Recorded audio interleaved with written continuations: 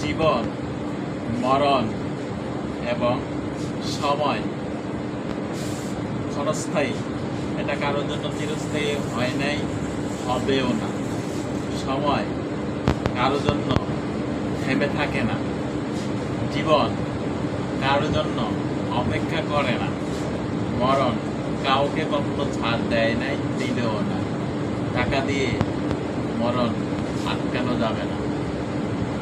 জীবন থাকতে কেউ দাম দেয় না, সময় থাকতে কেউ চিনে না।